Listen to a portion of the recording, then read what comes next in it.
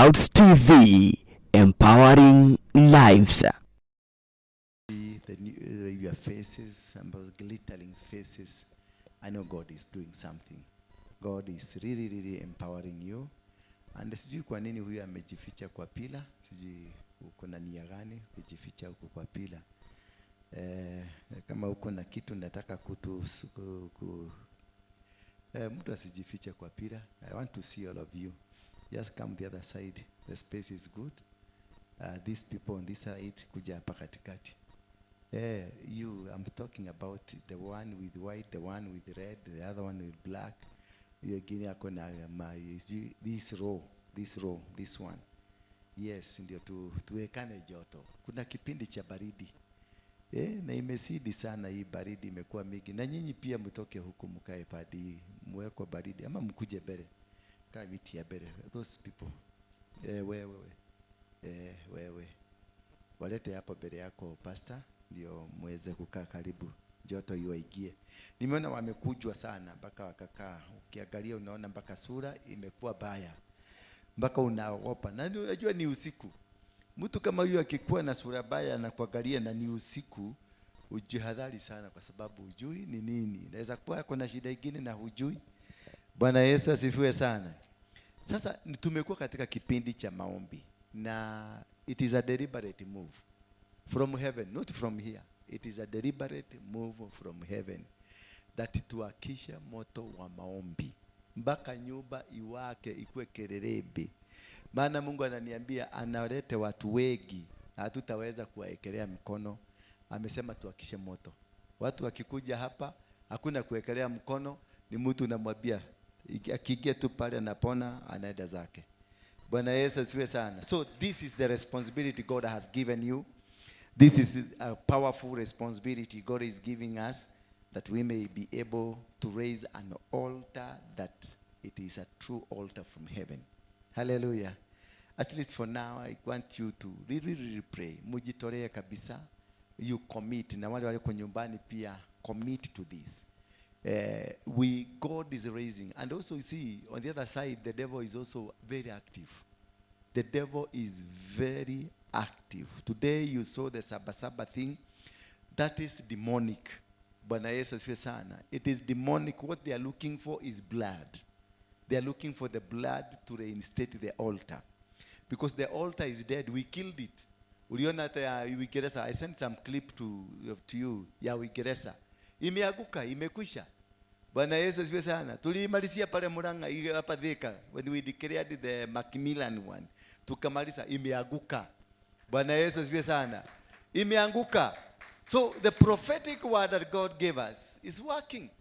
And it's being fulfilled and with speed. Bwana Yesu asifiwe sana. What if tukiongeza kama moto ingine? Hiyo nilikuwa nikienda Thika, nilienda peke yangu. Nyinyi mlinipeleka tu yani mlikuwa bodies pale, but you are all with me because you never understood what I was doing. I was alone. Bwana Yesu, hata kama Karo alikuwa huko, unajua Karo ataanza kusema mimi nilikuwa huko. I was alone. You didn't know what we are doing there. It was a new gospel that I had to. Murang'a ndio tulienda pamoja, watu kadhaa tulienda pamoja. Kirinyaga tulienda vizuri pamoja. Na Moro tunaenda sasa tukiwa watu wengi. Bwana Yesu asifiwe sana. Kwa hivyo hii maombi nataka msikue na ile maombi mnaobaga. Kwa sababu mmezoea maombi gine mnaobaga mpaka kule biguni. Mungu alikuwa ananiambia anashangaa na shida hawa watu. Anajaribu kusikiliza, anasikia radio ni kama radio, anasikia hiyo nyumba, anajua ile nyumba ni ya radio. Lakini ile kitu anasikia huko, anasikia kuna puda zinabweka huko ndani. Bwana Yesu asifiwe sana. Kwa sababu Lydia ameomba mpaka asema, Bwana sasa huyu malaika ametumwa akuje asikilize. Kwa sababu Mungu hakujagia, anatumanga malaika. Malaika wamekuja kwa Lydia hapa juu. Wamesikiliza, wanasikia kuna sauti lakini si ya binadamu. Ni puda. Sasa wakirudisha ripoti huko wanasema nini? Kule chini kwa Lydia ndio tumeenda kwa Lydia, lakini ile iko ni puda. Kumbe ni Lydia. Sasa ripoti ile walikuwa wameleta, hawakupata, hawakusikia sauti, wamerudisha kusema ni puda. Wengine wanabaga maombi kile. Sasa sikiliza, nasikia ni makuku za broiler. So kuna formula ya kuenda mbele za Mungu. Ambie mwenzako kuna formula. Mungu si wa vita. Usiende kwa Mungu na vita. Peleka Mungu pole pole. Pole pole. Utafika. Bwana Yesu asifiwe sana. Wacha tuangalie kitabu cha Wafalme, Kings, that is 1 Kings chapter number 3. Kuna mzee anaitwa Solomon ambaye he went to God, and I want to teach you how Solomon did to get that heart of God. How Solomon did what? Did to get that heart of God. Because I don't want you to waste much of your time here. Na unaona venye kuna baridi.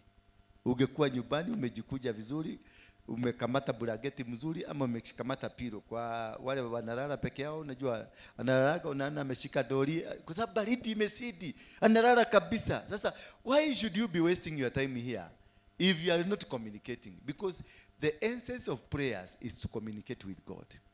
The essence of prayers, it is having a communication with God, and God understanding what is your desire, what you want.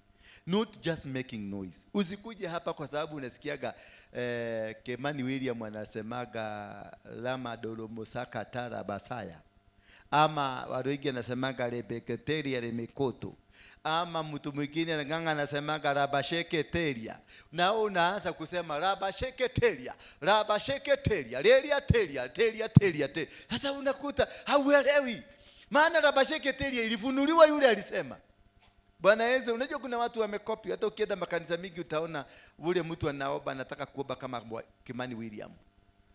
La badala setelelele rebakata tatarirana. Unasikia mwingine ni kama TB Joshua. Unasikia huyo mwingine ni kama Joshua Seremani. Bwana Yesu asifiwe sana. Because you want to imitate, you want to speak, you want to do like them. Don't do like them. Every person uko na ufunuo yako. Kila mtu hapa. Hakuna mtu ako na kitu ya mwingine hapa. You are just as yourself, and you are strong as yourself, and you are powerful as yourself. Wacha nikuambie, kusiri kubwa ni kuwa wewe mwenyewe. Ukikuwa wewe mwenyewe, you become more stronger. But if you want to be like me, you'll be fake. Therefore, whatever you'll try to do, you'll not get it. Utawachoba ukibweka, ubweke, nothing is coming out of you. Because God had given you an originality. When you have an originality of who you are, what you are, you achieve. Because through the originality, God blesses. God will only come through the identity He gave you. That is why we have ID cards. That is why we take they take our fingers. Because the government always will know you through the identity number they have given you. Kwa ID yako iko na identity number. That is what identifies you as a Kenyan. That number, that is your code with the Kenyan government. So God gave you a code. He told you how to be doing things. But now you want to be like Alex. You want to pray kwa sababu msikia Alex anasemanga rikopotata, ripopopotita, rikata. Nao unaanza hivyo. Na sasa ujui kama Alex ni shetani anaabudu. Nao unaanza kusema ripotekeketa, ritete. Na kumbe Alex anajua shetani wake anaitagwa ripoteka, ritetete, ripatata. Nao unaanza ripotete, ripatata, rimokoto, rina, seke, tete. Kumbe ni kikogo. Watoto wa Kongo wakiomba wanasema ribota, ritete, basara na maketa. Sasa wao hujui ni Mungu gani anaabudu. So it is very important to have your own identity and the code of heaven. When you have the code of heaven, ndio unaona watu wanabarikiwa, watu wanashindwa. Emodo nikieka anafanyaga nini? Maana nikubarikiwa tu anabarikiwa. Because I have my code. Bwana Yesu asifiwe sana. And my code, kutoka siku ile nilijua my code na nikai-apply. Everything is moving my direction. Because I am in my code. Nikapata ni tu nafungua, unaona milango ikifunguka. Na hiyo milango ni ile inafungukaga hivi, ukipita inarudi hivi. Sasa Alex anakibisana na mimi, anataka kuingia na mimi. Anakauka kichwa, anarudi chini, anaanguka huko chini. Sasa mnasema gai, kumiedaje? Si unaona tu. Hata pasa anakuaga mbaya. Hawezi kumhurumia ingie. Nitakuhurumiaje uingie na kodi yangu? I can't. Bwana Yesu asifiwe sana. I can't allow that. Now Solomon made, verse number 4, chapter number 3 from verse number 4. Now the king went to Gibeon to sacrifice there. And for that was the great high place. Solomon offered 1,000 burnt offering on that altar. Remember, underline this. Now the king went to Gibeon to sacrifice there. So you must make a journey. You must make a decision to go. You must make a decision to start moving. That is point number 1. That is for you to start. The way you are here, you have made a decision. I'm not going to sleep. I'm going to worship my God. I'm not going to waste my time at home in a blanket. I am going to see my God. For that was the great high place. It must be identified place as a place special. Gibeon was a high place amongst other high places. So it must be a place where you meet God. It must somewhere. Lazima ikuwe ni mahali mzuri, mahali high, mahali special. Kama hapa sasa. Si unaona huko ni kumaridadi. It is nice. That is why we are here. Because it is a high place where we have come to meet our God. So number 1, you have to make a decision. And number 2, decision to a particular place. It must be a particular place. When Abraham was told to offer his son, he was told to go to Mount Moriah. That is where he met God. Moses was sent to Mount Sinai. That is where he met God. There must be that special place. And when Jacob was to receive his blessing, he went where? To Bethel, where he went and slept, and then God appeared to him in a dream, and he saw people descending and ascending, because there is a connectivity of the place. The place where you worship your God, it will give you the connectivity of your God. Will give you the code. Will create the environment, the atmosphere for the relationship we have with God. Bwana Yesu asifiwe sana. Sio kila mahali unaenda upate Mungu. God is not in every mountain. God is not in all Moriah mountain. It is in fact he says, go to Mount Moriah in a particular. He was directed to a particular mountain. So it is not, sio lazima, sio mulima mzima ndio mulima. Hapana, kuna mahali ndani ya hiyo mulima where God is. Bwana Yesu asifiwe sana. So it is not all. See, Nairobi usikie ati Mungu ameshuka Nairobi. Hajashuka kwa kila mtu, ameshuka kwa mahali fulani. Na ndio utaona watu wote watakuwa wakikuja. Bwana asifiwe sana. Kwa hivyo Solomon offered 1,000 burnt offering on that altar. So Kube, it was already an altar. Hallelujah. You must identify it. Not every place is an altar. Here you see, he went to that high place and offered a sacrifice on that. So already that place was an altar. That is why he was directed there by God. So offerings is directed. Where to offer is directed. What to offer is directed. It is not your opinion. It is not in your plan. It is not what you know. Then at Gibeon, the Lord appeared to Solomon. Why?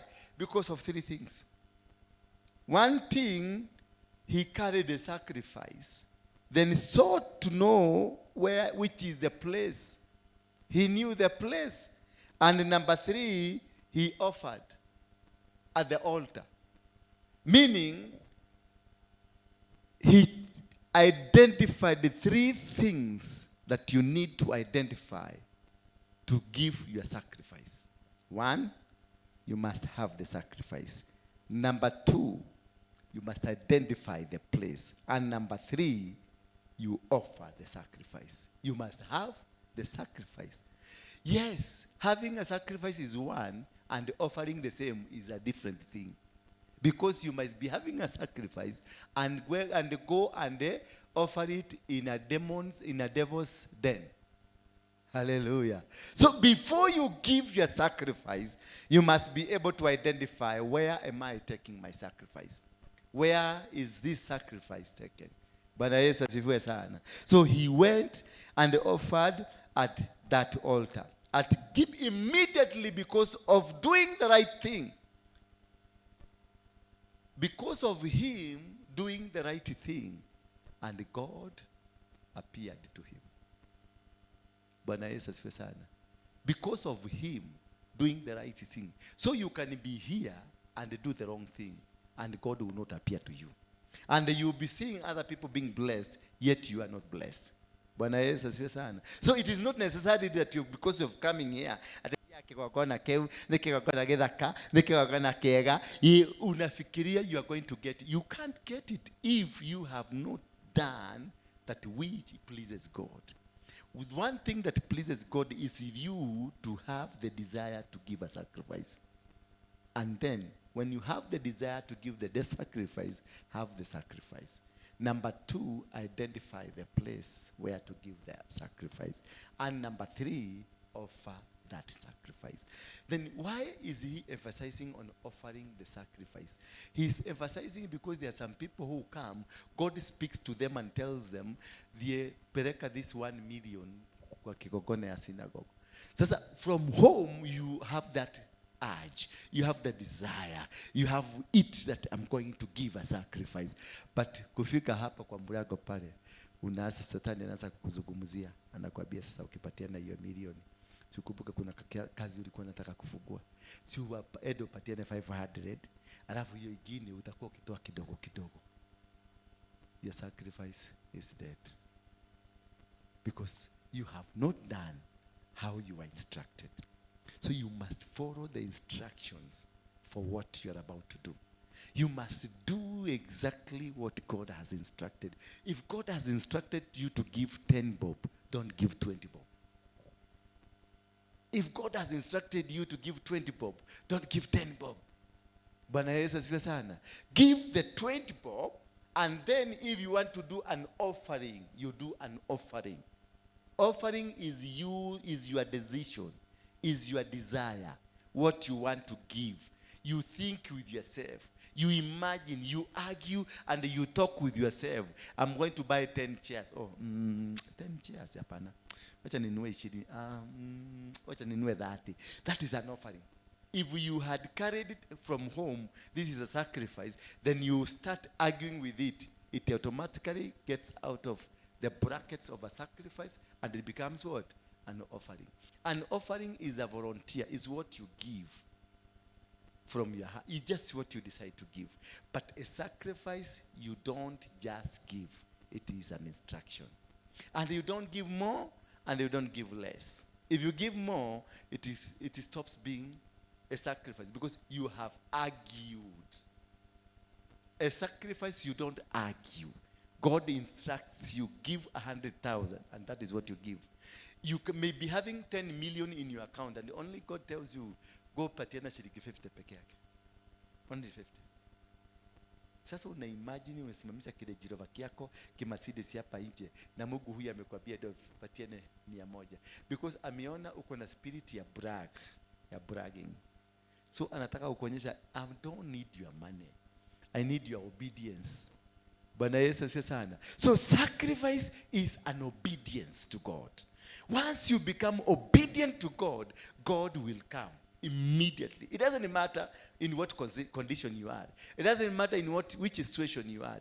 God will automatically give you what you desire, what you want. God will give you a direction because of what you are able to do. Then, as instructed, he gave 1,000 bulls. It was an instruction. Chinja ng'ombe 1,000. Nasikia walichinja mpaka damu ikateremuka ni kama mto.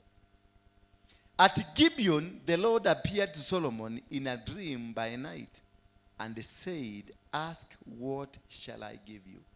Once you are through with God, once you do exactly what God has instructed you to do, then what happens? God will appear to you. Once you give the sacrifice accordingly, once you do what God has instructed you to do, he appears to you.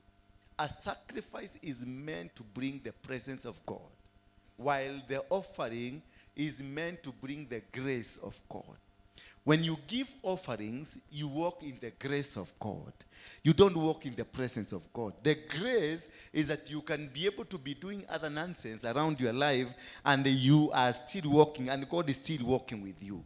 When Abraham was called by God, he was called from his family, from his father's territory, Terah, and he was told, wake up and go. Arise and go to the place I will show you. That is where I'm going to bless you. Not here. So he was told to wake up. Aliambiwa ondoka na uende mpaka mahali nitaenda kukubarikia. So from the house of Terah, all along Abraham walked in the grace of God. He never walked in the presence of God. He walked in the grace. God continued to protect him, irrespective whether he was committing sin, he was doing funny things. You know, he was even told not to walk with what? Anybody from the family. Lakini he chose to walk with Lot, and as they walked, God just walked with him because he has a purpose for this guy. Why God works in the grace with you? Because he has a purpose. He is leading you to where he wants to go and turn around everything. Bwana Yesu asifiwe sana. So as you walk right now, you are walking the grace of God until such a time when you are going to give a sacrifice. Hallelujah. Until such a time that you're going to give what? A sacrifice. A sacrifice will change you from the status of walking the grace to walking in the presence of God. And when Abraham offered a sacrifice, God appeared. Hallelujah. When Abraham offered a sacrifice, God did what? Appeared. When Solomon offered a sacrifice, God appeared. When Isaac offered a sacrifice, and God appeared. When Jacob gave a sacrifice, and God appeared. Ask yourself, where was God before? The sacrifice brings God on board. It is a covenant between you and God. Brings God on board. And the appearance of God comes with a promise. Hallelujah. The grace of walking the grace of God, there is no promise. You eat manna at the will of God, not at the covenant of God, at the will. He decides like a carrier gimomo.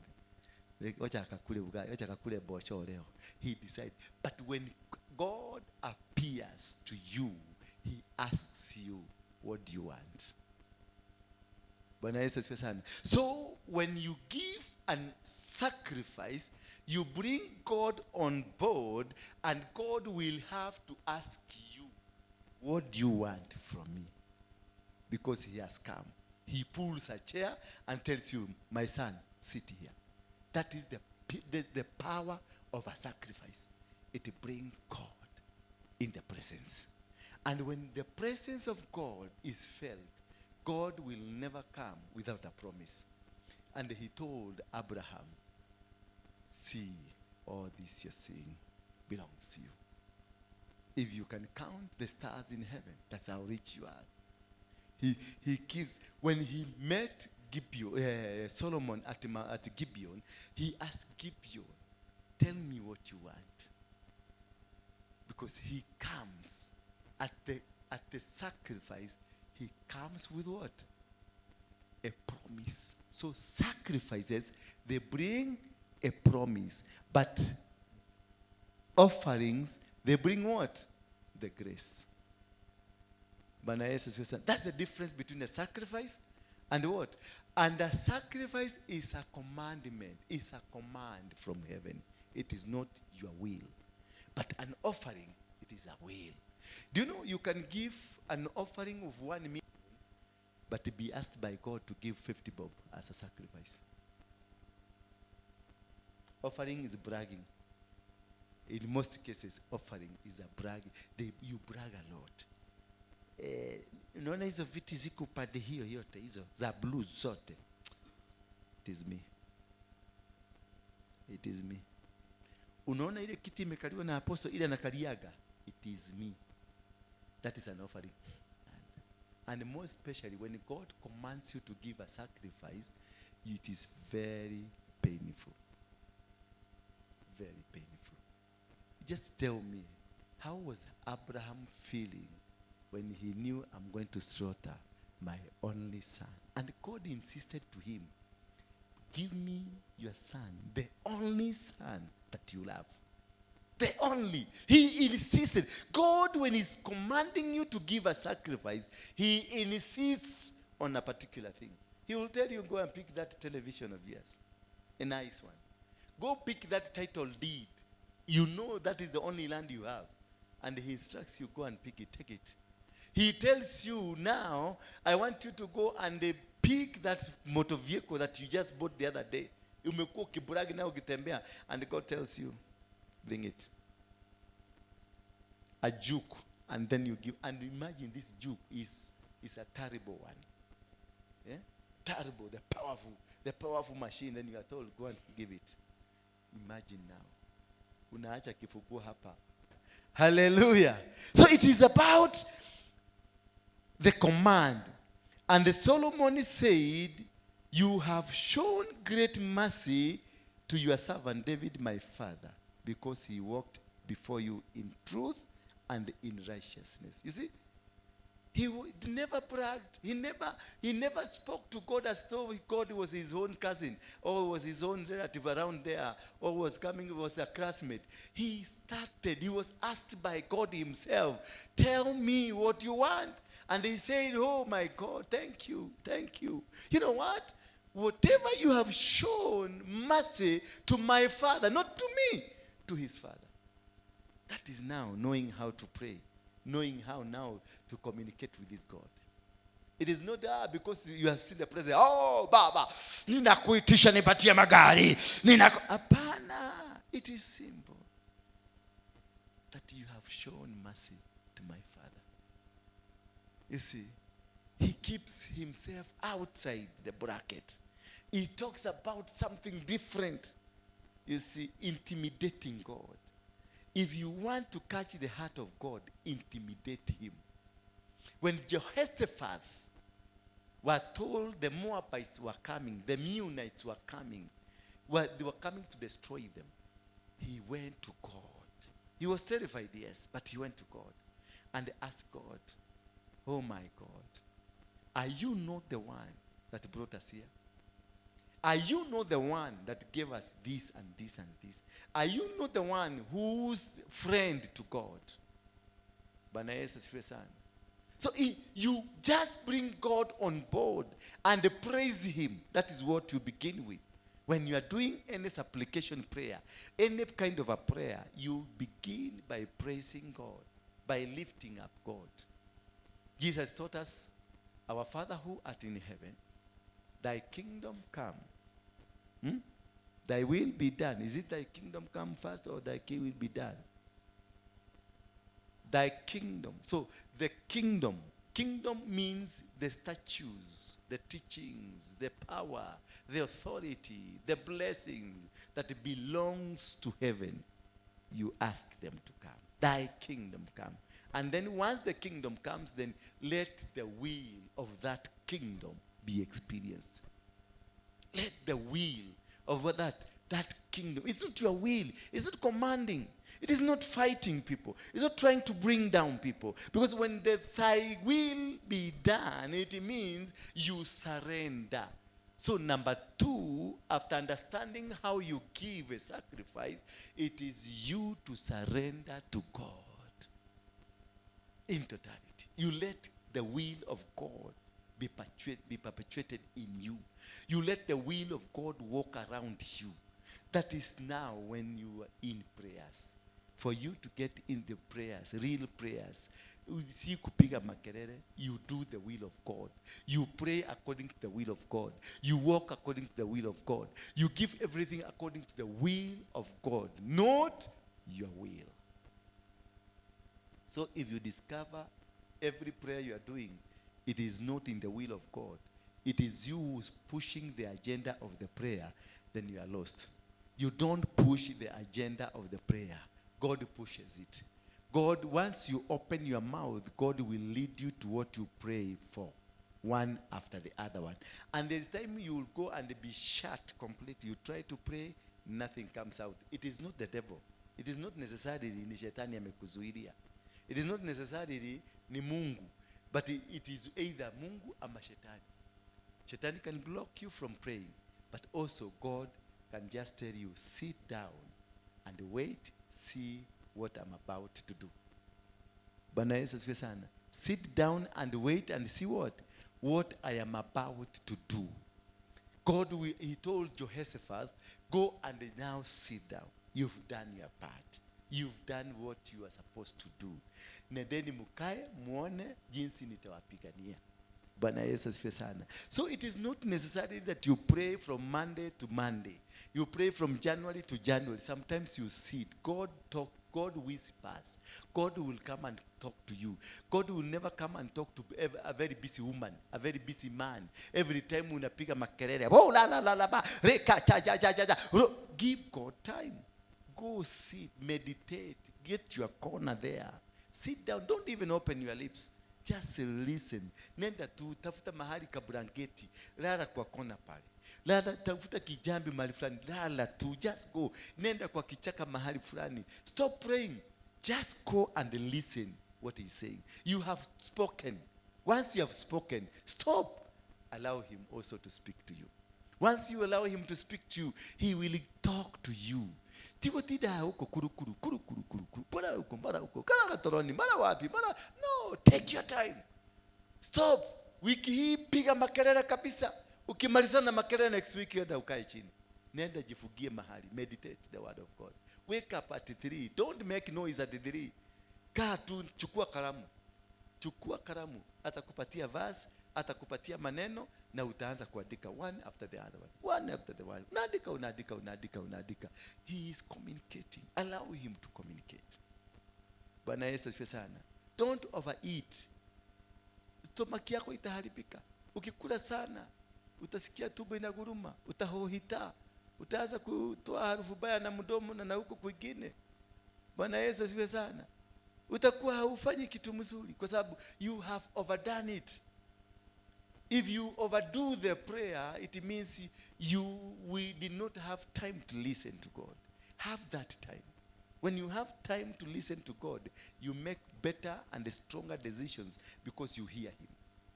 Those who hear God, they make better decisions. But if you continue making shouting, you are commanding God. God, I command. God, I destroy. God, I rimakata. Rikoya renoia. Robo rosea. Riketeria until morning. Then in the day, ribobo shekaya. Rinaya na mari. Rokototo mpaka jioni. The following day the same. The following day, the whole week you are making noise. When will you hear God? When will you hear God, mommy? Take your time. Take a notebook and a pen. Get into a bush. Kwa kichaka tu mahali kwa kamuti kadogo. Nunua tu kamaidi, kula, pumzika tu hapo. Utasikia atakuja na atakuzungumzia na atakwambia, my son, my daughter, this is what I want. And the revelation, vitu vitakuja. Maneno itaanza kukuja. And those people who take time to listen, to wait for him, they are more powerful than those who make a lot of noise. Just compare. Ule mtu anakujaga kuomba maombi mingi na ule anakaanga tu meditation. One, they are two different people.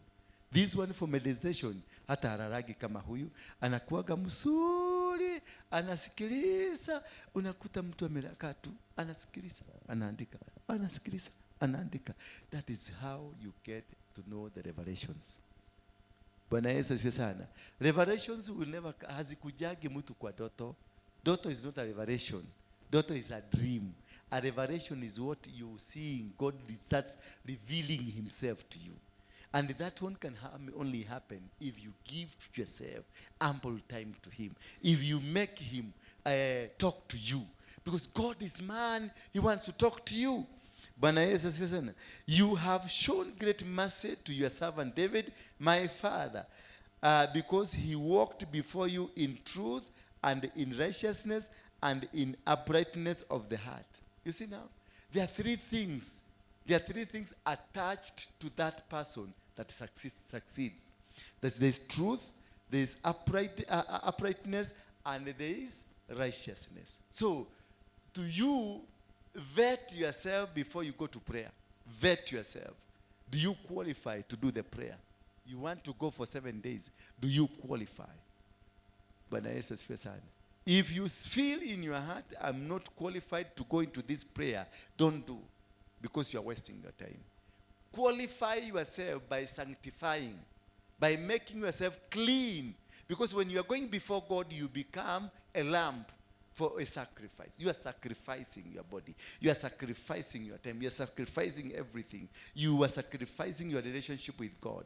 So you must be clean. Clean kabisa ndio uende kwa maombi. Si kukimbia tu katoroni na umetoka uko na periods zako, uko na periods ama uko na maneno yako umefanya alafu unakimbia katoroni. Don't go. When you find you are in your messes, don't go. When you are in your messes, don't even come here. Wachana na hapa, kaa huko tumalizana na hiyo maneno yako. Bwana Yesu asifiwe sana. When you are in messes, kwa wale wako jikoni, don't even make food for others. You're not allowed to come here. Why do you make food for others? You don't need. Just keep off because you are dirty. Bwana Yesu asifiwe sana. Keep off kidogo. Wait, give other an opportunity so that they can be able to serve. And that is not criminal. It is not an act of ungodliness, but God himself says you are dirty that time. Hallelujah. Hata kama uko na mzee, mupatie tu, mwambie mzee sisikii kukupikia. Kwa nini? Maneno uko si mzuri. Mwachie, mwambie kia jikoni, hata yajielewe maneno ni mbaya. Bwana Yesu asifiwe sana. Hallelujah. Na si mimi nimesema, hivyo ndivyo kwa righteous inaletanga usafi. But in conditions that you cannot be able to, Mungu atakusikiliza tu.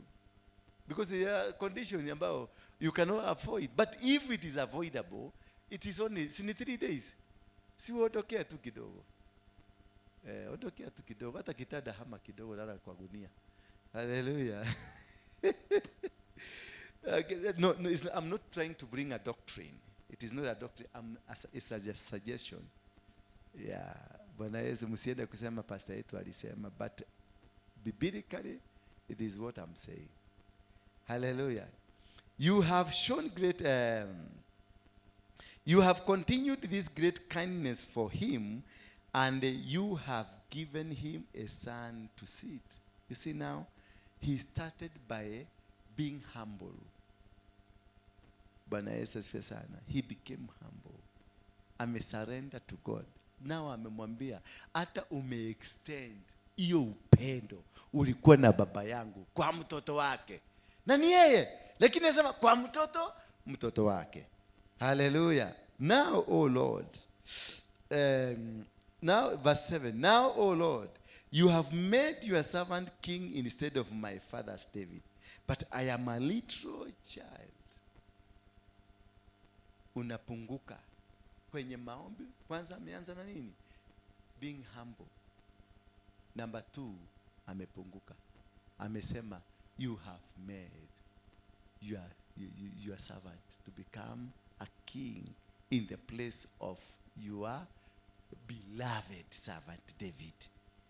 But this servant is just but a kid. So when you are going to God, do not go as a grown-up. Go as a kid. And tell God, there is nothing I know. There is nothing I can do. There is nowhere I can go. That is how Jeremiah was blessed in Jeremiah 1 verse 6. That is how he was blessed. And he said to God, I am a kid. I don't know what to do. Then God came and instructed him and told him, from today never say I am a kid, because wherever I will send you, you will go. Whatever I will tell you to say, you will say. And he touched his mouth. When he discovered this person needs an empowerment, he touched his mouth. And his mouth and the power of God got into the mouth, because he emptied himself. For God to use you, you must be empty. Hallelujah, Alex. You must be not full of experiences, not full of what you know, not full of how powerful you can think you are. You must be empty. And be empty is by becoming zero, and you let God start working with you. Ndio naonaga na wabiaga, me, my salvation is at 2%. I give God 98% to work on me. But if I was 98%, what will he work on? He will work on nothing. He will work because you are complete. He will go to look for, and this is 2%. Atakuachana na 98, aikie kwa 2% because anaona huyu anahitaji msaada. Sasa utaona huyu anatembea na Mungu na yeye anasema mimi ni mtendaji wa dhambi. Mimi niko chini. Mungu anatembea na huyo mtu ako chini. Wewe uko pale juu na wacho kule juu, ugechino nekaliwa na nekaliwa kawi. Nikawi ile heti winter itakwate. Geali wa itakwate. Sama. Ukakihane sama. Ukakishino nekaliwa. Ugakaragika ando makona makuragia ejeri witu kari kekioru niki kakuradia atia wakeihurire utakiri handu hangi wete wahereire Ngai Ngai ndimwire muhonokete mukahonoka nyumu ikaraga matu iguru mugoka gukuru cine tiga igikaraga matu iguru ikaraga igoko. Bwana Yesu asifiwe sana. Nataka niwaambie tena na Kiswahili, nyinyi ambao mnakaaga biguni, mnakuja hapa asubuhi, hameni kule biguni. Kule biguni Mungu ashughulike na nyinyi because already mshafika. Rudi hapa tushughulikiwe pamoja. Mimi sinaonaga nakaaga hapa, unaona Mungu ananibariki. Bwana Yesu asifiwe sana. Hama biguni kuja hapa. Na ukifika hapa chini useme uko na 2% ya salvation yako ni 2 ama 3% ama 4%. Umwachie Mungu 95% ya kukushughulikia. Utaona venye atakufanyia kazi mzuri. Utaona venye atakuinua. Utaona venye atakubariki. Lakini nyinyi watu wa kukaa biguni hana shughuli na nyinyi. Si mshafika. Na Yesu alitumwa kwa nani? Alitumwa kwa sisi watu wa 5% na 2%. Sasa kikukutana na huko na 98% mkoela nate. Kuna kitu mtabiana. Anakuambia wewe kaa huko tunakuja, wacha nione wale wa huko chini. So kama you need the presence of Jesus to be around you, enda kwa 5%. Hama biguni, chukua endeni upande leo. Nataka leo muende huko biguni, mchukue vitanda zenu na makabeti na vikombe, mteremke hapa. Tukae pamoja. Sisi ni watu wa hapa. Sio wachana na hiyo maneno ya kwenda kukaa huko juu na hata ujulikani, hata majina kuna mnaenda kukaa kwa maneiba na mnakaa kwa nyumba za kuku huko nje. Hallelujah. I do not know how to go out or come in. You see now, this man became so weak. This man surrendered to God. I do not know how to go in or how to come out. Mimi tu nikimjinga kiako. Ndivyo aliambia Mungu. I am your foolish. Mimi ni mjinga yako. Nitumie venye unataka. Bwana Yesu asifiwe sana. Sasa wewe unakuwa mwelevu, unakuja na my experience ya watu wengi. Kwenye maombi uko na kuhoya wao, wedhia wao, wedikara wao, anagodhio kanisa godhia wao kinya gogo, kahoya. You see, paka mutebeo mnajua mutebeo ya huko biguni. God will never have time to use you. Bwana Yesu asifiwe sana. He will never have time to use you. He can't. How will he use you? Thy kingdom come. Thy will be done. You are already in heaven. Na the kingdom imeteremka. Sasa huko biguni unafanya nini? Na the kingdom imeteremka. Nyetiko. Wewe ikara amatu igoro. Mwena mama. Wanyita. Thy uthamaki ni uharurukire. No example ndahiana. Uthamaki ni uharurukire. Ani oikaraga matu igoro mwena muthuri waku. Na uthamaki ni uikorokire. Wanyita. Mwatigiro ke mnaachwa nini huko juu? Unaachwa wapi? Si unaachwa kwa neighbor?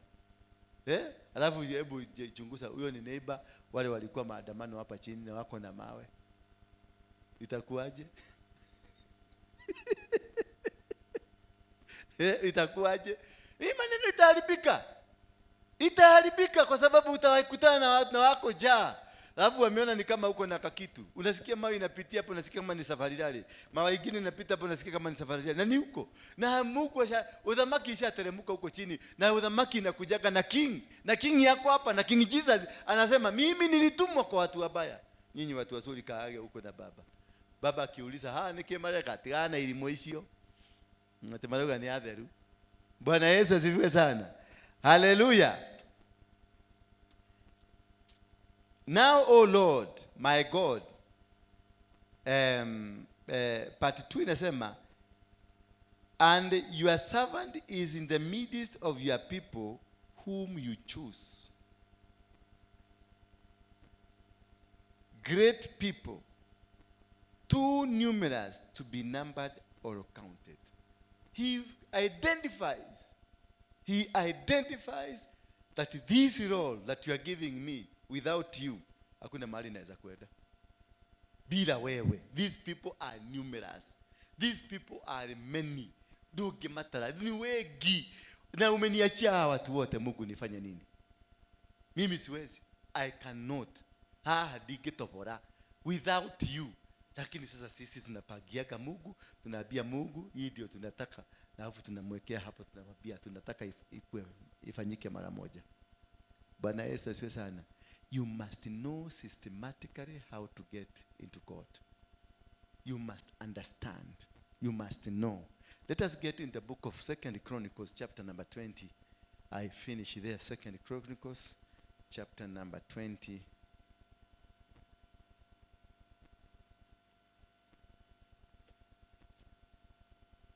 And see how this man of God called. It happened after this that the people of Moab, with the people of the Ammon and the others with them, besides the Ammonites, came a battle against Jehoshaphat. Then some came and told Jehoshaphat, saying, a great multitude is coming against you from beyond the sea, and from Syria, and they are Azon Tamal, which is En-Gedi, and Jehoshaphat feared and set himself to seek the Lord, and proclaimed a fast throughout all Judah. It was a terrifying movement. It was a terrifying time. What did he do? He was terrified. But what did he do? They went to seek God. That is the first attempt you do. Jehoshaphat went to seek God. He went, he commanded a fast. Watu wafuge, watu waigie kwenye maombi, watu waigie wasarende to God. Ndio wa Mungu akuje, ajue. He told them, in short he was telling them, surrender now. Maadui wanaokuja hatuwezani na wao. Sasa surrender, Mungu atupiganie hapa. Huko tutige toria. Hii nyumba hii mnaona hii hapa tuko hii inaitwa nini? Covi Plaza hii meza 9 floor. Hatuwezi kushida vita. Sisi hatuwezi. Wakiatuinukia. Hapa iko Manyuro. Hapa iko Fibo ya Musa. Hapa iko Wajiro. Hapa iko mwingine hapo. Watu wako na experience. Nyinyi mmekuja tu hapa juzi. Sisi tumeokoka, hawa waliokoka miaka mingi sana. Wakisema JTR fire. Wanaisha tu. Hapa ukinaoka ende sasa hapa JTR fire utachomeka, ama synagogue fire utachomeka. You need to surrender. You tell God, these people cannot be able to fight them. These people cannot be able to challenge them. Hata shetani mwenyewe. Shetani alikuwa anakaa na Mungu. Shetani hakukaa na wewe, alikuwa anakaa na Mungu. He lived, he walked with God. He knows every secret. He was there when you were made. Atunasema unaenda kupigana na shetani. Shetani mgani? Hawezi. You surrender to God and you tell God, I cannot make it. This without you, siwezi kufaulu. Without you, wamekuinukia, familia yenu imekuinukia. There are many, there are majority. Your father is against you. Your mother is against you. Can you fight your mother? Can you fight your father? You cannot fight. Hata kama ni mnyoga ni kuenda kinaidaga hivi. Huwezi kumpiga. Hata kutukana unamwangalia tu na nyamaza, unainama tu chini. Anakuita mjinga hii, unainama chini. Na huwezi kufanya kitu. He's powerful. You don't fight with him. You surrender yourself to God and ask God, do this battle for me. Jehoshaphat commanded people to go into fast. And they fasted. When they finished the fasting, then they started seeking God. Hallelujah. So when you are starting to do a prayer, prepare yourself. Make yourself ready for the prayer. Make yourself ready to receive the glory of God. Hallelujah. Bwana Yesu asifiwe sana. Oh my God. Nazungumzia watu kweli ama watu wamechoka, hawa wamelala? Hii maneno ni ngumu. Then some came and told Jehoshaphat, saying, verse 4, inasema, so Judah gathered together to ask help from the Lord, and from all the cities of Judah, they came to seek the Lord. They gathered together to seek from God. And from all the cities, they all came to seek from the Lord. But remember, these are the children of Israel. And they had the knowledge to fight. Walikuwa na uwezo. Walikuwa na mamlaka ya kufanya hivi because ni watoto wa Yakobo. Bwana Yesu asifiwe sana. Na Mungu alikuwa amesema mahali popote mtaenda nitawapigania. Mahali chochote mtataka nitawapatia. But they never sought to have that energy ambayo waliambiliwa. They sought God first. So when we are here, we are looking for God. When we are attacked, uliona juzi hapa mafuta venye ilimwagwa, ikamwagwa kila mahali. Na venye walimwaga, naye Mungu ndivyo alimwaga watu wapi? Hapa wakakuja wengi sana. Bwana Yesu asifiwe sana. Because we never went to fight them.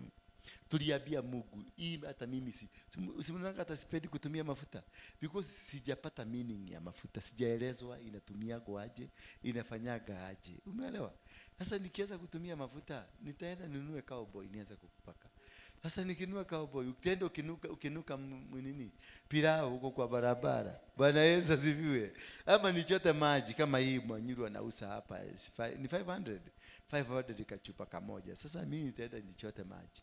Igeuke kuwe acid mchomeke. Sasa nitasema nini? Hallelujah. So I need to be told, fanya hii. If I'm not told what to do, don't do it. Bwana Yesu asifiwe sana. Hallelujah. Then verse 5, the Bible says, then Jehoshaphat stood in the assembly of Judah and Jerusalem in the house of the Lord before the new court. Before this court. Hallelujah. He stood in Jerusalem and Judah before the house of what? The house of Lord. Walienda kwa nyumba ya Mungu. So that is only where you can find a resolution. That is where you can find a win. It cannot come from anywhere. Ni katika nyumba ya Mungu.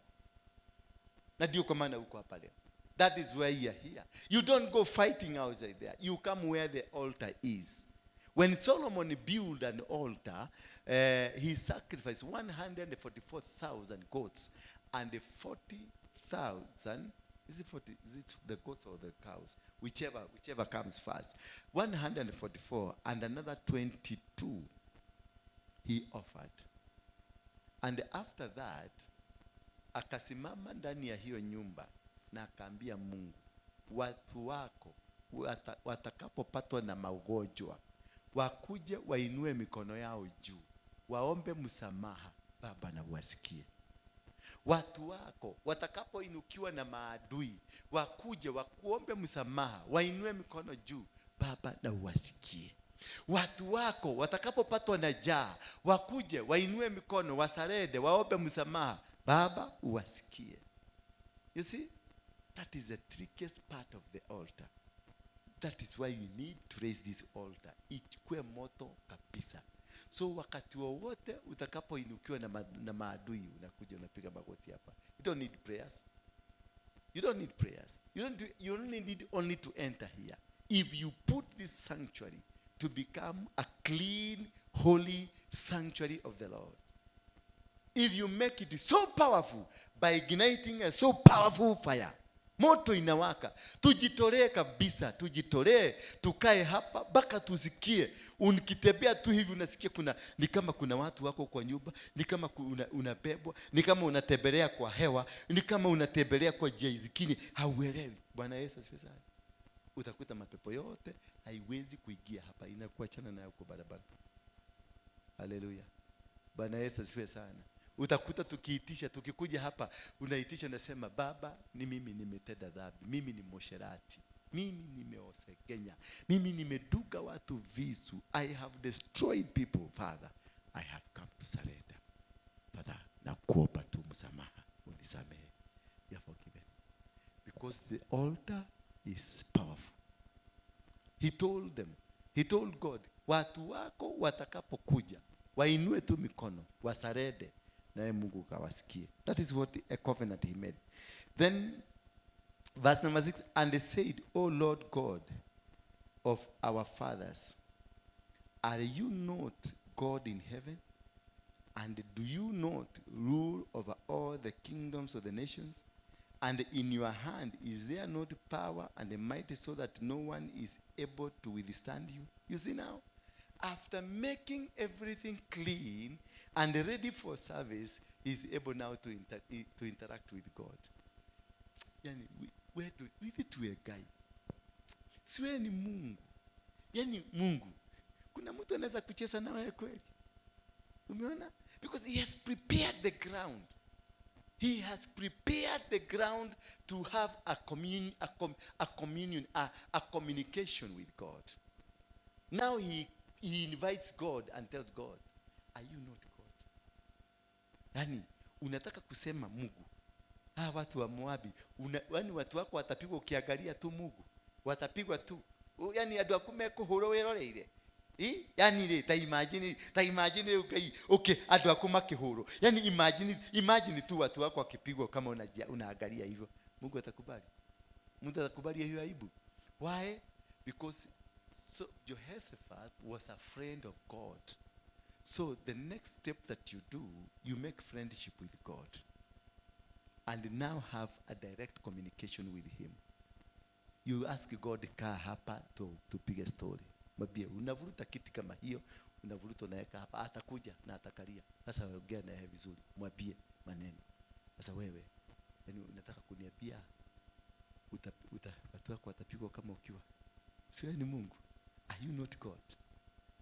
Siwe ni Mungu mwenye kuumba hii dunia yote, mwenye hii kazi yote iko hapa duniani, mwenye hii kila kitu iko hapa. We ati hoto le, just imagine yoke hoto guy na hoto more than yone. You see, you have because you have made God to become your friend. For you to win any battle, make God your friend. He will conquer everything. He will win everything. He will make you succeed where nobody can be able to succeed. Bwana Yesu asifiwe sana. I'm almost finishing. Just give me, kwa wale wanalala tu nipatie dakika 2-3. Jikaze tu macho, kaza tu macho. Are you not God? Uliza Mungu, are you not God? How can you let me sleep? Are you not God that keeps people's eye open? Just keep my eye open. Hallelujah. Bwana Yesu asifiwe sana. Are you not our God who drove out the inhabitants of this land before your people Israel and gave it to the descendants of Abraham? You are afraid. Umeona? Hata anamwambia, si wewe tulifanya tukuje hapa na tukafukuza watu na ukafanya rafiki yako Abraham a succeed. You see? Hebu pia wewe ambao unasikia kausigizi mwambie, si wewe ndio unafanyaga hata mchana natembea kama nimekodoa macho kodokodo. Unaweza kukubalije sasa ni wakati neno lako linapeana mzuri hivi nilale. Unaweza kubali kweli Mungu? Utasikia Mungu akasema siwezi. Macho itakuwa kodokodo na itaniangalia vizuri na itasikia vizuri. Hallelujah. Bwana Yesu asifiwe sana. So this is what we call persuading God. Having a persuasive language to persuade God to come and do your battles. Ask God. Invite God in a persuasive language. Not in a fighting language. Not in a condemnation language. Not in a forceful language. But a persuasive language. That is what I want you to engage in. And then God had to win battles for these guys. He won the battles. And he's going to win every single battle ahead of you. Just persuade God. Don't even tell him what you want. Don't tell him. Just persuade him. Praise him. Worship him. Yani muinue mwambie Mungu, Baba mwenye uwezo. Wewe ni mfalme wa wafalme. Wewe ni mdhamaki wa adhamaki. Bingu na dunia ni zako. Miti na wanyama, mito na milima zote ni zako. Ni makerubi na maserubi na malaika mamilioni wamesujudu mbele zako wakisema unastahili kuabudiwa. Maana hakuna Mungu mwingine. Maana hakuna kitu kinaweza kufananishwa na wewe. Wewe tu ndio Mungu Baba. Na kuinulia mikono nasema wewe unastahili. Wewe ndio you see that language. You can do that for 5 hours. And by the time you finish what you are doing, utakuta ukifungua macho utamkuta amesimama hapa. Because Mungu ni mwanaume na mwanaume anataka sifa. anataka sifa. Unajua mwanaume hata ukimkuta akifanya maovu, hata umkuta atasema mimi hata sijui venye nimejikuta hapa. Mshaijua hivyo? Mshaishika mwanaume wako ako na mtu atakubali? Wewe unaweza kubali? Unamwambia mimi sijui ni shetani gani hii imenishika. Ni mimi kweli? Si mimi. Uliko wapi? Sinikwambia uniope yake. Akioye. Nimefanya nini? Hapana, si mimi. Si mimi. Yeye ameniwekea dawa.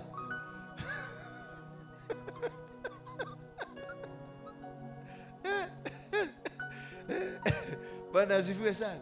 That is how God is. God ni mwanaume. Anataka sifa kochokocho. Umuinue kule juu na milango yote itafunguka. Bwana Yesu asifiwe sana. Milango yote itafanya nini? Itafunguka na kila kitu. Nani anaitwa nani? Paulo na Sila waliomba. Paulo na Sila waliomba, milango ya gereza ikafunguka. Waliomba, walimsifu, walimuinulia sifa. Hawakwenda kuambia Baba, kumbuka tulikuwa kwa maombi. Baba, mpaka lini? Hapana. Mungu atusikiagi hizo ujinga za mpaka lini. Hapana. Na kama ni yeye amesema upitie? Na kama ni yeye amesema upitie? Utaanza kumwambia mpaka atakwambia? He is not of your level. Just worship him in any situation that you are in. Continue glorifying him. Hata kama uko katikati simba, Daudi alikuwa kwenye tundu la nani? La simba. Na alisema, Mungu hata kama hata unikatae, hata ukuje useme hunijui, mimi nitaendelea kusema na kujua. Ayubu alikuwa ameteseka, watoto wake wakakufa, mke akakufa, mang'ombe zikakufa, kila kitu, lakini he continued to praise. Just worship this God. Don't go to God with those many things. Go to God with worship. Just worship him. Glorify him. Lift up the name of Jesus. Usimwambie unastahili Baba. Hakuna mtu mwingine kama wewe. Hakuna aliye na uwezo kuliko wako. Mamlaka yote ya mbingu na ya dunia ni yako. Wewe ni Jehova Adonai. Wewe ni Jehova El Shaddai. Wewe ni Jehova Shalom. You are the King. You are the Master. Unastahili. Umeketi kwenye kiti cha enzi. Umenyakanyagisha miguu zako huko duniani. Unanichungulia kwa macho yako. Ninajua una uwezo hata wa kusema nikabarikiwe. Unaweka katika yale maombi, ndio unaweka kitu kamoja ukienda bila demanding. Bwana Yesu asifiwe sana. Lakini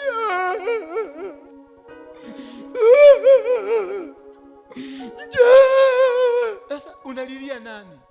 He doesn't care. Kama anasemanga kijiji kizima kichomeke na bado anaitwa Mungu, wewe ni nini unampigia makelele? Wewe ni nani? Anatumana nauliza, hebu kwenda finya hiyo kitu nyamaze. Sima hiyo redio. Na inazimwa. Kwani ufinyagi simu unaifinyia kwa mfuko na inazima? Hivyo ndivyo mnafinyako, unasikia umefinywa na unasikia kweli ni kufinywa. Unaenda sasa unaanza kuomba ni maombi ya kusema shetani ashindwe. Na ni Mungu amekufinya. Ni Mungu mwenyewe ndiye amekufinya. Alafu nasema nakemea mapepo, nakemea shetani ushindwe, hautanifinya tena. Na ni Mungu alikufinya. Ulifinywa na Mungu na ukanyamazishwa. Na akakwambia tulia mpaka wakati nitataka uongee tena. Na sasa pona ngangana na shetani. Ndivyo yala laya. Rimaka yara. Rimaka tututu. Riada. Rimori. Paka unaenda kwa ule mama akaza unaanza kusema rishe.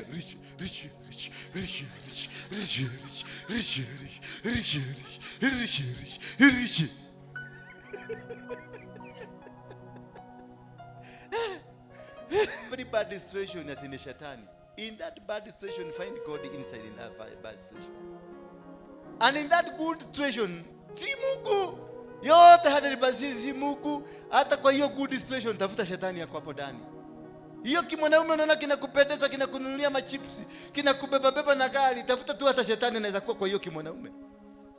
Yeah. I have a man of God who he's humble, he's nice, he's God-fearing man of God. Kwenda na hiyo God-fearing yako, utakuja kujua it was a devil reincarnate. Ni mayai ya nyoka ulilalia. Wakati itoboke tunyoka tunane, kamoja kwa mgogo, ingine hapa, ingine hapa, ingine hapa. Unashindwa hii ni ile mayai ya kuku nilipata? I was looking for a God-fearing man. Why can't you fear God? You turn that man to be a fearing God. Tafuta kimulevi kikunywa changata kama kina meno mbili. Kisafishe vizuri, mtengeneze akue God-fearing. Wacha kuenda kutafuta wale wamekuwa God. Ujui ni nini imemnyenyekeza? Labda huyo mtu amefanya vituko, amenyenyekezwa na dunia. Au unasema God-fearing. That's a total handsome God-fearing. Ndio nataka mimi nataka kuwa kama mimi. Unipende hivyo nivyo ama unichukie hivyo nilivyo. Ndio. Usifikirie kunitacheji. Nitakuwa muarrogant. Kwanza tukikuwa naye nitakuwa muarrogant zaidi. Utadu sasa utadu nini? Si ukwede. Ukiona sitoshi kweda.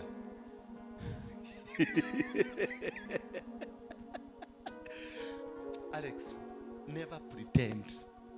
Never pretend. Be yourself throughout. Kaa sura baya when you want it. Na kaa sura mzuri when you want it. Control your life. Don't be controlled by ati kasichana kamekuja hapa ati nikarebo, nika smart, nika baba vizuri. Sasa nakutaka kila wakati na smile.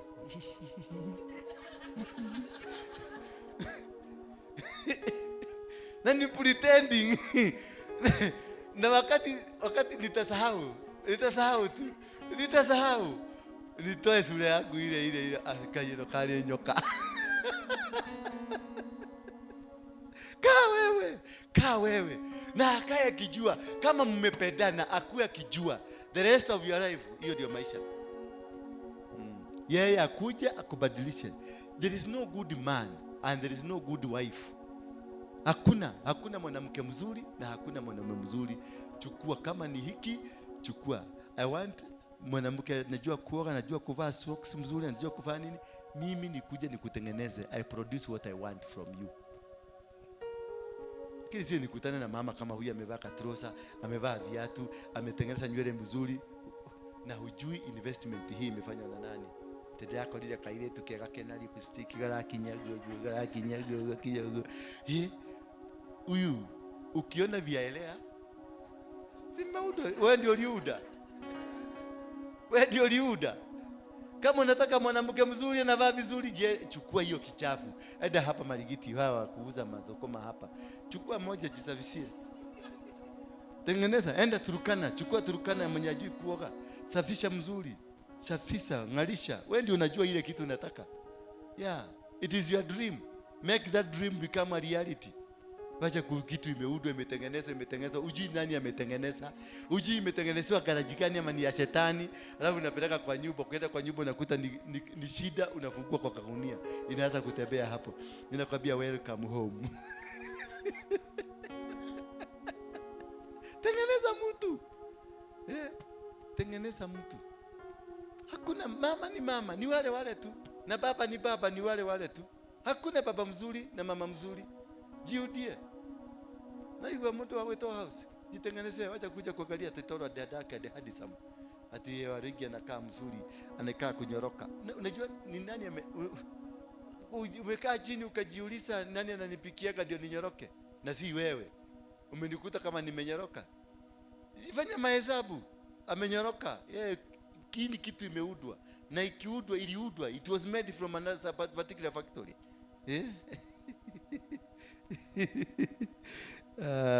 Kweli jameni. So tuko namba gani? Hata nimepotea kabisa hapa. Then Jehoshaphat stood in the assembly of Judah and Jerusalem. Tuko 6.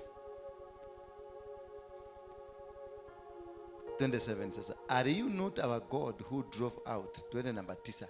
If a disaster comes upon us, sword judgment, pestilence, famine, we will stand before this temple, and in this presence, your name is in this temple. No, he told God, hata ulituambia in this temple of yours, kukuje magonjwa, kukuje shida, kukuje nini, ulituambia tukikuja kwa hii nyumba tukae hapa, utatusikiliza.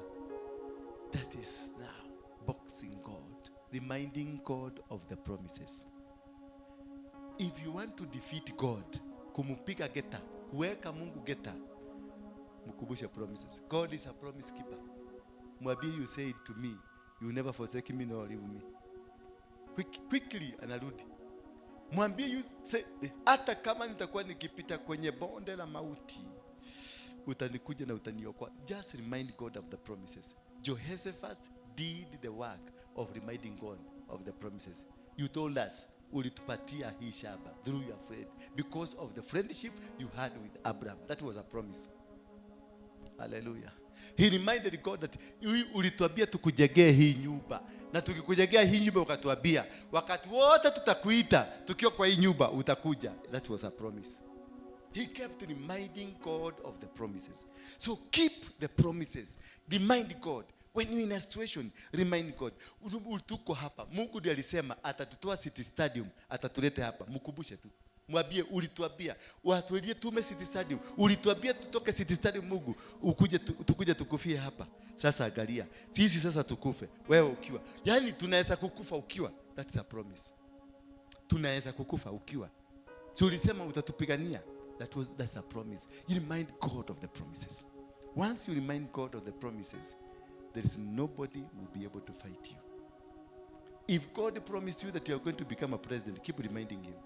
Usitake kukua. Usimwambie, now this is the time for me to become the president. No, just keep reminding. You told me I'll be one day a prophet.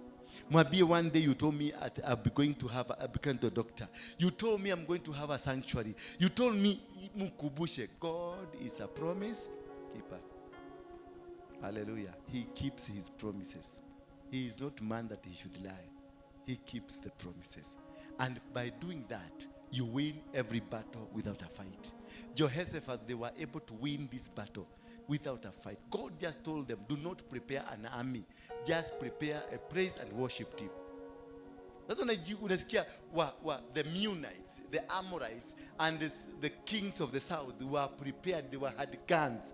And God tells you, prepare a praise and worship. Na mnasikia wale wanakuja ni mabuduki. Ama ni Wajaruo wale wa Kibera wa kurusa mawe. Alafu unaambiwa pita tu katikati yao. Hawatakuguza, hawatakuona. Alafu unaona na driver venye unakutana na driver ya polisi, unaona venye imefanywa. Una imagine sasa unaambiwa upita katikati yao kama na driver imebodwa ni mabati na wewe ni nyama. But God anakuambia pita tu. I'm with you. You win a battle without battling. Bwana Yesu asifiwe sana.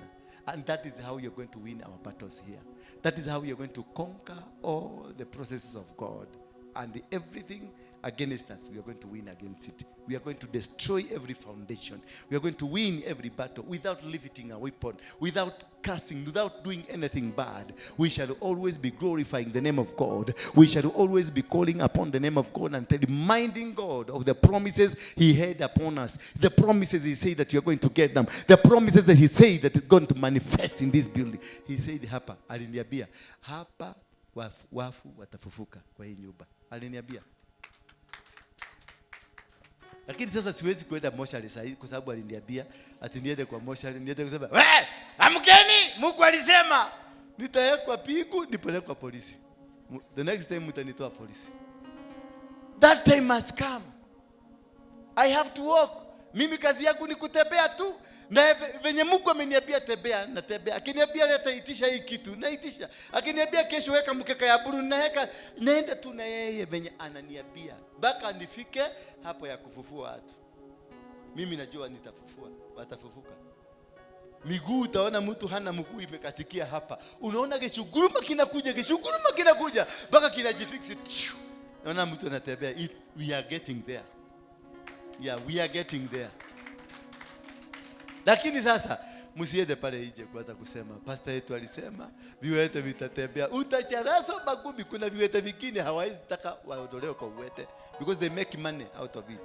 They make huge money. Sasa yeye waambie vile viwete vya Tanzania vile vimewekwa pale, ukutane na wenyewe wale wanawaambia waleta huko. Kila shetani iko na mwenyewe. Every demonic wao wakaka wote unaonanga na wachai unaonanga wagoroki. Wagoroki wote wanakuwa na wenyewe. They are made to be so because they earn a profit. In the spiritual realm, kuna profit they make to the owners. Mugoroki wote. Tuko gureda yako igorokithia. Ndio kiratuiria mwenyewe no. Wakati Paulo na Sila walikuwa wametoka kule, walifuatwa na kamama kalikuwa kanashinda kakiwafuata. Mpaka huyu Paulo akakasirika, akasema, "You demon, come out!" Now I don't just go. Demons zikatoka. Immediately demons zilitoka. Nini ilifanyika? Walikuja wakakamatwa.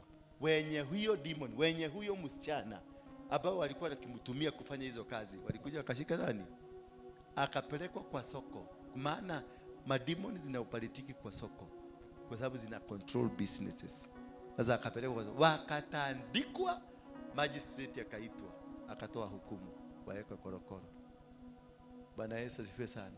So until the time ya kuvuja walipoingia kule korokoroni, they didn't go fighting, they didn't go telling people, you know what, we serve the mighty God.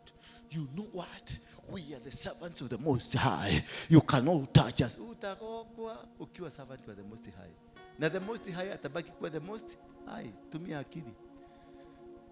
Ingia kwa kona moja, endelea kusifu Mungu. Paulo na Sila waliomba, Paulo na Sila waliomba, milango ya gereza ikafunguka. Naona yakira gudi, milango ya gereza ikafunguka. Yeah. Lakini usiende kujaribu kufungua mlango ya jela. Utanyorozwa na askari wa jela na huyo Mungu yako. Utapigwa kibao. Hakuna kitu kitafanyika. Na Mungu atabaki kuwa Mungu. Mungu atembeagi na wajinga. Mwambie mwenzako, Mungu si wa wajinga. Muache ujinga. Mwambie uache ujinga. Mwambie tu hivyo. Mwambie uache ujinga wa Ukristo. Ujinga wa kiroho. Jua mawakati, the times and the seasons za kufanya hii maneno. Unajua this is the time. Hatunge move kutoka huko kama season iko imefika hapa. Singe move. Wengine walikuwa nasema wakati imefika sasa tuhame. Sasa wewe nawaambia hata mimi naona time imefika. Na nasema kwenda huko. Kama unataka kwenda si ukwende. Mpaka nisikie time season imefika. Wakati season ilifika, mimi nilijaribu kurudi hiyo hapa le City Stadium. Mwezi mzima, simulisoma, duati mulihubiri, duati ameenda. Si umeona, season ya kulala imeikia. So lazima lale. Hata ukimlazimisha. Duati nilimwacha City Stadium, alikuwa anahubiri huko, mimi nilikuwa nakaa hapa kila siku because season imeniambia get out of there. Bwana Yesu asifiwe sana. Na lazima tuko hapa. Na lazima tunaenda kukua win every battle. Everywhere you're going, we are going to succeed. And the power and the authority of God iko juu yenu. You will triumph over snakes and the scorpion, but kini okoja mpaka season ya kukanyaga ifike. Sasa aende ukanyaga nyoka pale uone kama itakuuma. Atuo umeokoka. Itakuuma. Ongoja mpaka hiyo wakati ifike. Na hutaabiwa. Na hakuna mtu atakwambia, utajikuta tu ukaenda sikanyaga. Down, Satan. Nakanyaga tu. Na hata haujui kama ni kukanyaga unakanyaga. Na unasikia unaabiwa ni dunamenya ninyo kwa ukinyaga. Bwana Yesu asifiwe sana. Hallelujah. Bwana Yesu asifiwe. So that is the essence of understanding how to pray. Bwana Yesu. Kuna maombi kingine msianze kuomba maombi ati bigu iteremke. Sasa omba maombi watu wajae hapa kwanza. Na maombi watu waokoke. Yesu akujie baraka, ana haraka. Alisema mpaka dunia yote imjue. Na nilienda China nikauliza mchina mmoja kama unajua Yesu, akaniuliza ni nini hiyo. Nikajua na hapo nikasikia China there are 2 billion. Nikajua hapa tuko na kibarua. Nikaenda India, nikasikia nusu ya India hawajui ni nini hiyo. Na mnauana kwa sababu ya washirika 10 hapa. Na Wachina hawajajua Yesu, na Yesu hatakuja.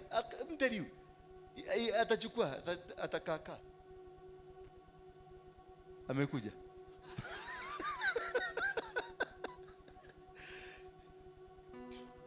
Nike amekuja. Hapo siwezi taka Yesu akujia hapa Kenya. Akutane na kina Manyuro na hao wengine hapa. Na wanaendaka na mabodyguard. Na Yesu unajua atakuwa amekuja hapa na ginyera. Na ile akara na kiguo kajo ile ya Islamu. Unaweza kufikiria alafu asimamishe Manyuro pale, amwambie Manyuro nataka tuongee kidogo. Hao masikari wa Manyuro watamfanyaje? Si watamfinya. Mimi nahurumia huyu jamaa sana. Akuje tu na akuje na plani, kwa sababu mimi naona hapa anaweza tolewa biu. Kama yule mwingine mjamaa amejiita tu Yesu atokolini, wameweka ndani na huyu lili. Na huyu lili. Watogolini waliweka ndani kwa sababu ya kujiita Yesu. Na yeye akiteremka. Alafu akute hawa watu warokole mmeokoka mpaka mmefika mbinguni. Alafu akuje, mimi ndio Yesu wa Nazareti. Unaangalia hivi. Najua ile mnafaka akara inaletaka vumbi mpaka hapa. Unamwangalia kutoka mchini, unamwangalia hivi. Unaona Makenzi.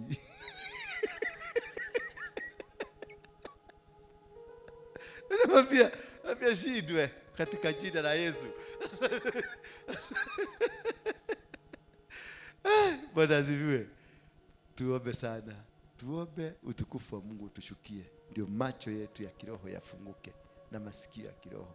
Tuweze kusikia na tuweze kuenda kwa nyakati na mida.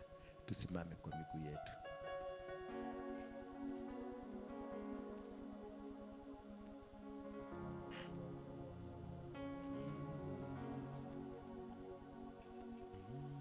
Yes.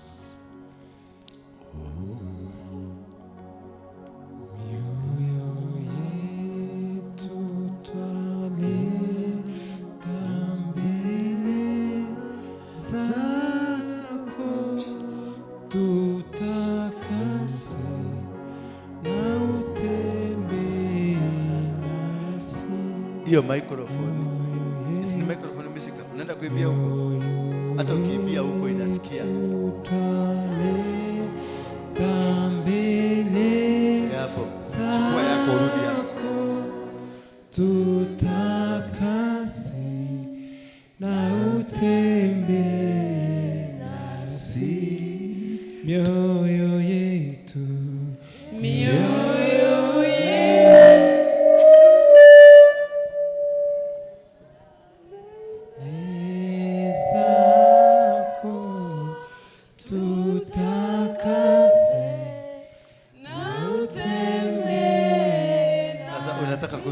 Unataka kutuambia kwa sababu ameenda nyuma ndio kujeni hapa. Labda na nyinyi. Simama hapo basi. Ewe Bwana wa majeshi, tusikie.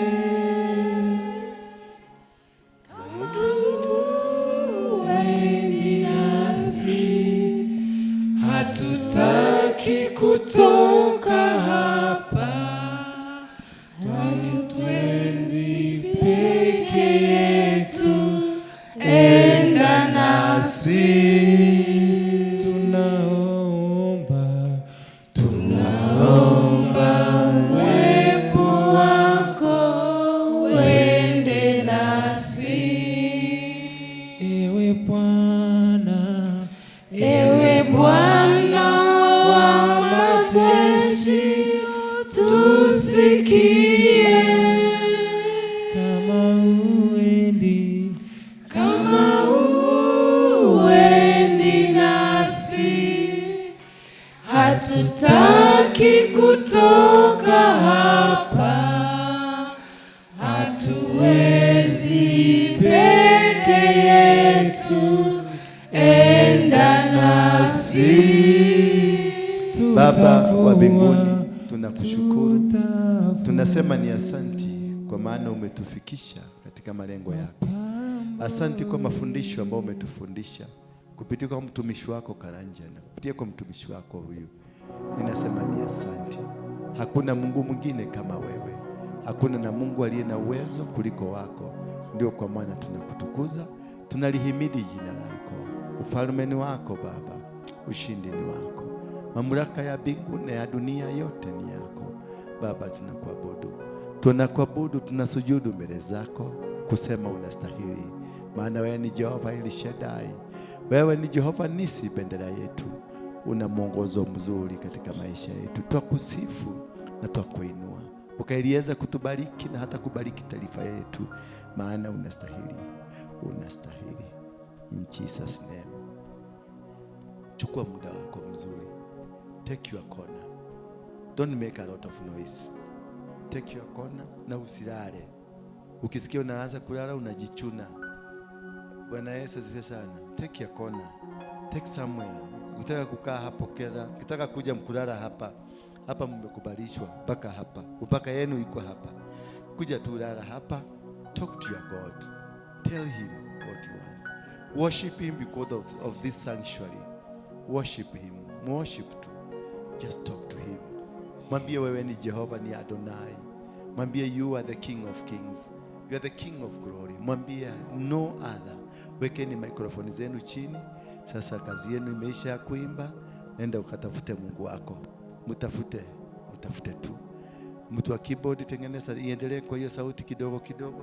Tuendelee tu. You can move around. Unaweza kutoka hata kuteremka mpaka kwa barabara, uende mpaka Maligiti, unaweza kuenda ukikutana na madasi utuletee.